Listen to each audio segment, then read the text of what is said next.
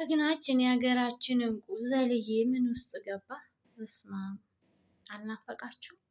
ወዴት ገባ? ጠፋ እኮ ከሳምንት በላይ ሆነው። ኧረ አለን በሉን በጌታ እውነት እኔ በጣም ነው ቅር ቅር እያለኝ ነው። ቤቱ ጭር ብሏል እንዴ! ሳምንት በላይ ሆነ እኮ ዘልዬ። ኧረ አለን እንዴት ናችሁ ቤተሰቦቼ? በለን ብቅ ብለክ ዘልዬ። እውነት በጣም ቅር ብሎናል ለማለት ነው። አይነ ስርዬም 3 ቀኑ ነው። እና አትጥፉ አትጥፉ። አውቃለሁ ስራ ያስጠፋል። አውቃለሁ ስራው በጣም አድካሚ ነው።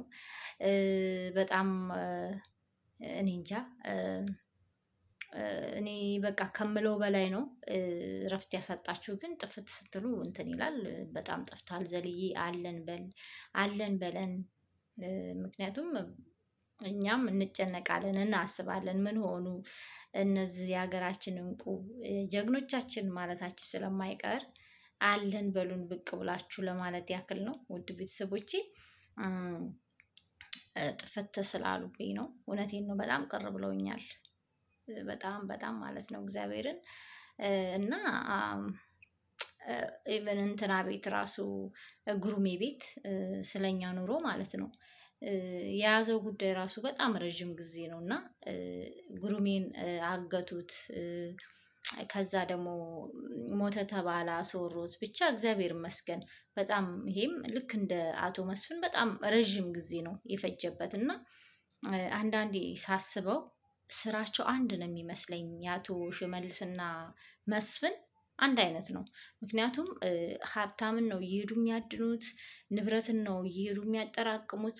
ያን ባለ ንብረትን ያግታሉ፣ ከዛ ንብረትን ይወስዳሉ። በስራቸው ምስኪኑን ህዝብ በቃ በስራቸው እንዲተዳደር ታዛዥ እንዲሆን ሰውን እንዲያጠፉ ነው የሚያደርጉት። በሌብነት እንዲተዳደሩ ነው የሚያደርጉት እና ኢቨን የተያዙ ሲጠየቁ የአቶ መስፍንም የሚሉት ግብረ አበሮቹ አይ መስፍን የት እንደሆነ ጭራውንም አንይዘውም መንፈስ ነው እሱ እያሉ ሲያካብዱ ነው የምናየው። ግን እግዚአብሔር ይመስገን ተደርሶበታል፣ ቢያካብዱም ማለት ነው። አቶ ሽመልስም እንደዙ ነው። ጉሩሜ በጣም እውነቴን ነው። አሁን ራሱ በገዛ በሰራተኛው ራሱ ነው የገቡበት ጉሩሜን እንድትገድል ማለት ነው። እና ሲያዙ ምር የሚሉት ሽመልስ መንፈስ ነው በቃ ልንይዘው አናውቀውም የት እንዳለ። አንዱ ጋር ስንለው አንዱ ጋር ነው እየሄደ ንብረትን፣ ሴቶችን ብቻም ሳይሆን ንብረትን ነው የሚያካብተው። ንብረትን እየዘረፈ ነው የሚሉት ስቲልስ የሚያዙት ማለት ነው። እና ረዥም ጊዜ ነው ይሄ ነገር ግን ትንሽ ያጠራጥራል። ይቅርታ አድርጉልኝና ወይ ወንድማማቾች ናቸው ወይስ አንድ ትምህርት ቤት ተመርቀው የወጡት ያስብላል። በቃ እንደዚህ ምሽኑን አንዴ ትምህርት ወስደው የመጡ ነው የሚመስለው። አለዛም ደግሞ ራሱ መስፍን ስሙን ቀይሮ ነው እንደዚህ ነው እኔ ሳስባቸው የሆነ ሳገናዝበው መስፍኔ ስሙን ቀይሮ ሽመልስ ብሎ በአንድ ሳይድ መስፍን ብሎ በአንድ ደግሞ መስፍን ይላለው እንዴ መስፍን ብሎ በአንድ ሳይድ ይሄንን ተግባር የሚያደርግ ነው የሚመስለው። ምክንያቱም ይሄ ከ3 ወር በላይ ሆኖታል ጉሩሜ ከያዘው ጉዳይ ማለት ነው። ስለኛ ኑሮ ግቡና ሰብስክራይብ አድርጉት፣ እውነት አሳድጉት። በጣም ጀግና የሆነ ልጅ ነው፣ ጀግና በጣም ጎበዝ ማለት ነው። እና ሁለቱም ደግሞ የሚያወሩት ምንድን ነው በልጅነታቸው እንደተበደሉ ቂም እንዳለባቸው ለግብረ አበሮቻቸው እንደዛ ብሎ ነው የሚያወሩት። አቶ ሽመልስም እንደዛ ብሎ ነው የሚያወራው። አቶ ግርማም እንደዛ ብሎ ነው የሚያወሩት። እና ይሄ ነገር ይመስለኛል እንዳልኳችሁ ወይ አንድ ትምህርት ቤት ነው የተማሩት ወይንም ደግሞ ራሱ ግርማ እንትና ነው መስፍን ነው።